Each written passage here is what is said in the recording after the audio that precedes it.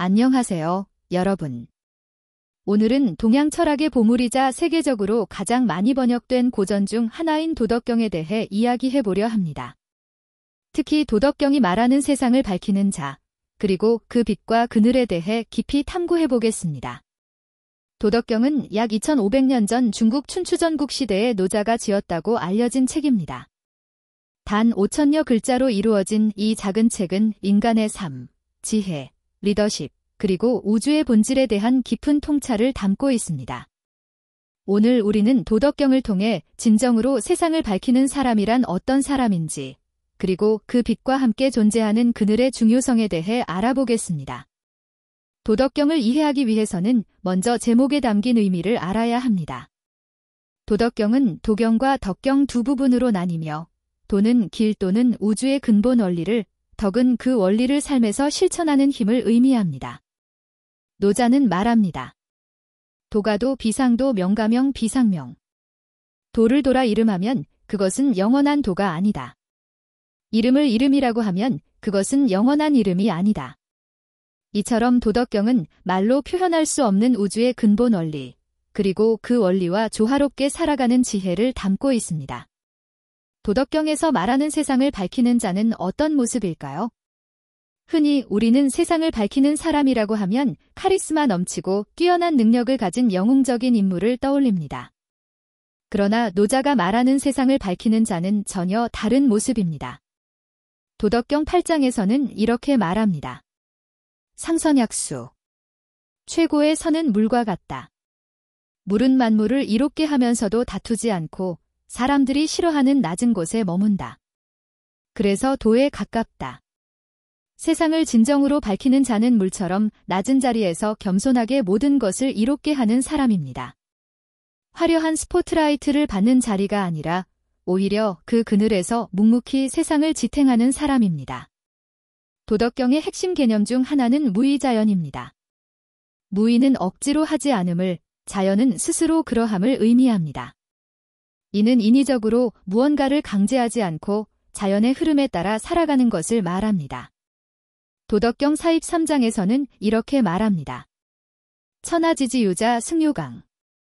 세상에서 가장 부드러운 것이 세상에서 가장 단단한 것을 이긴다. 무는 유의 사이로 들어간다. 이로써 나는 무의의 유익함을 안다. 세상을 밝히는 자는 강함이 아닌 부드러움으로, 행함이 아닌 행하지 않음으로 세상을 변화시킵니다. 이것이 노자가 말하는 무의의 지혜입니다. 도덕경은 모든 것이 상호 보완적인 관계에 있다고 가르칩니다. 밝음이 있으면 어둠이 있고 강함이 있으면 약함이 있습니다. 이것이 바로 음양의 원리입니다.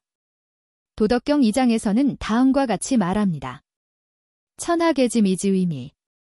유무상생. 난이상성. 장단상형. 고하상경.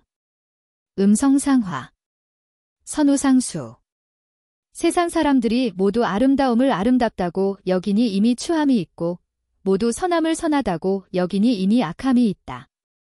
있음과 없음은 서로 생기고, 어려움과 쉬움은 서로 이루며, 길고 짧음은 서로 드러나고, 높고 낮음은 서로 기울이며, 소리와 음은 서로 어울리고, 앞과 뒤는 서로 따른다.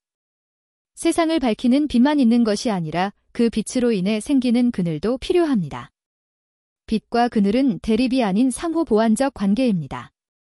진정한 지혜는 이 두 가지 모두를 인정하고 받아들이는 데 있습니다. 도덕경은 특히 리더십에 대한 깊은 통찰을 제공합니다. 노자가 말하는 이상적인 지도자는 눈에 띄지 않게 이끄는 사람입니다.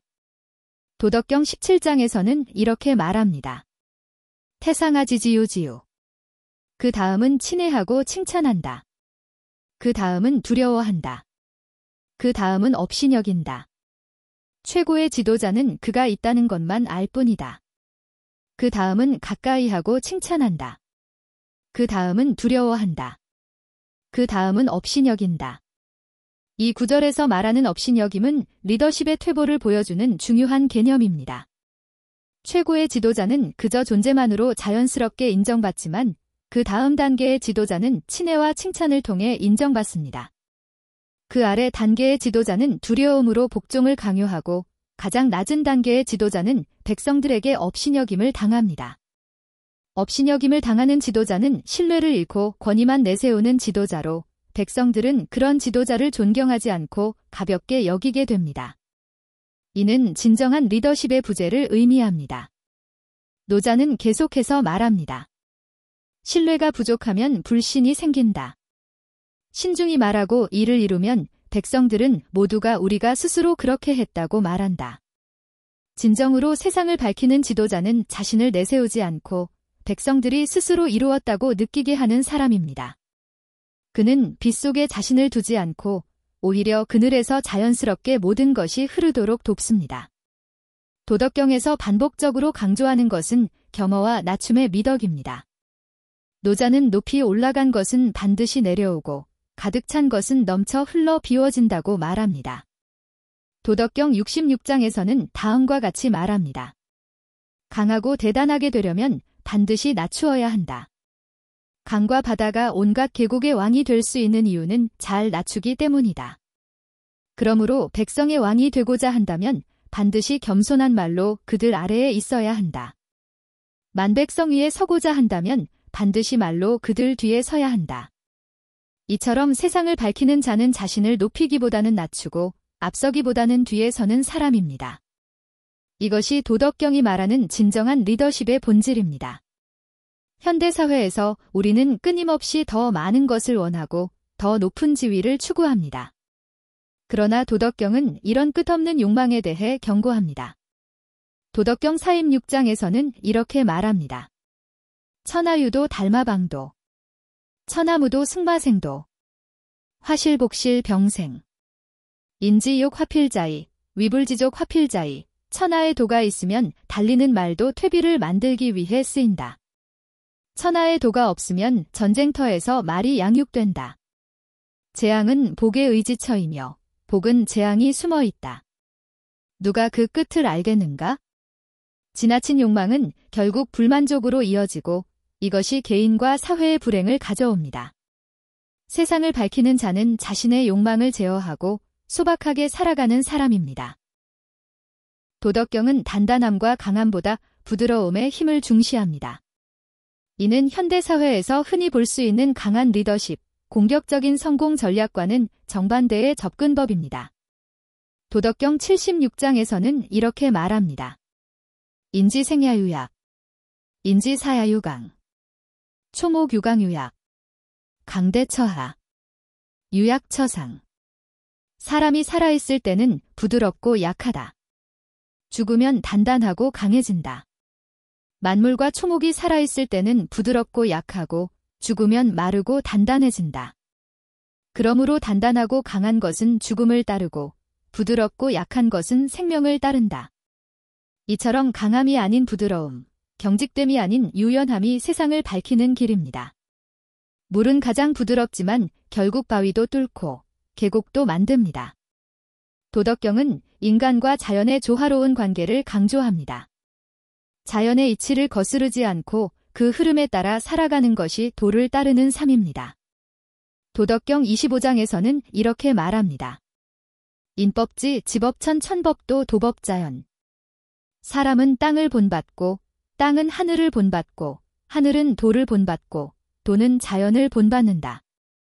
세상을 밝히는 자는 자연의 이치를 깊이 이해하고 그 흐름에 순응하는 삶을 살아갑니다.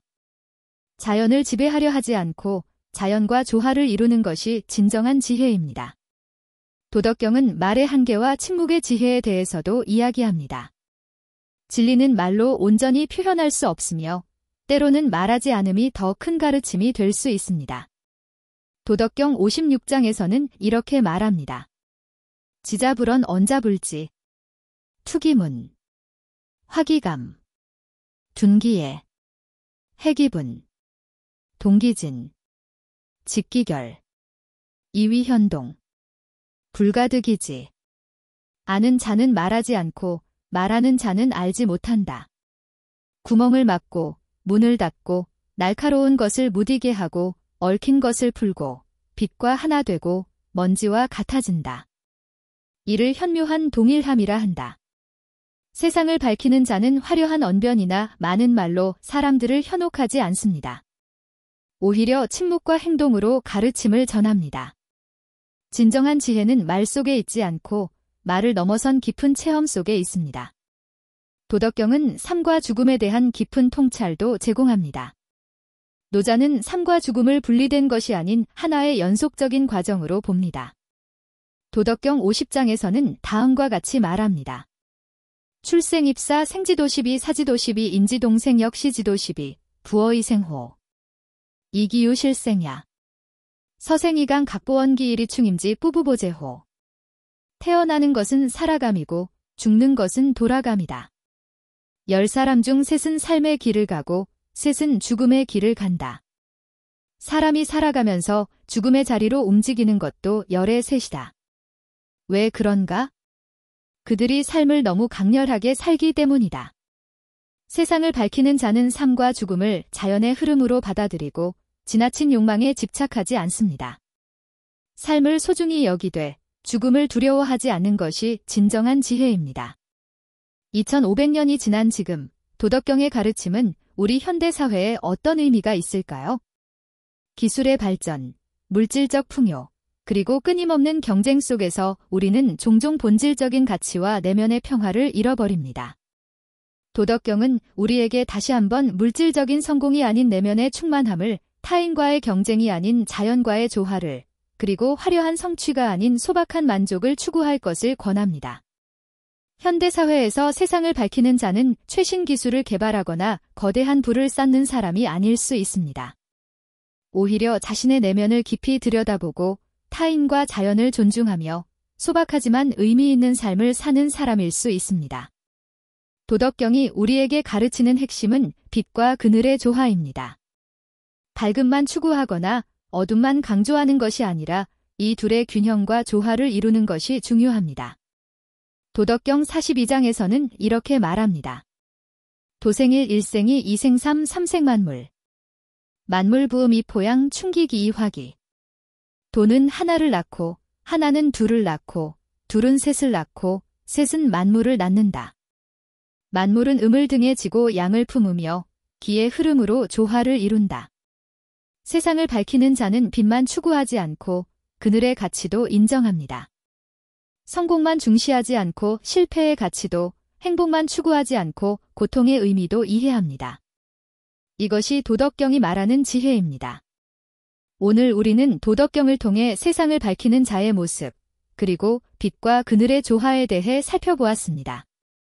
도덕경의 가르침은 2500년이 지난 오늘날에도 여전히 우리에게 깊은 통찰을 제공합니다. 현대사회에서 진정으로 세상을 밝히는 자는 어쩌면 스포트라이트를 받는 화려한 인물이 아닐 수 있습니다. 오히려 물처럼 낮은 곳에서 묵묵히 세상을 이롭게 하는 사람, 자신을 내세우지 않고 타인이 빛날 수 있도록 도와주는 사람, 그리고 빛과 그늘의 조화를 이해하는 사람일 것입니다.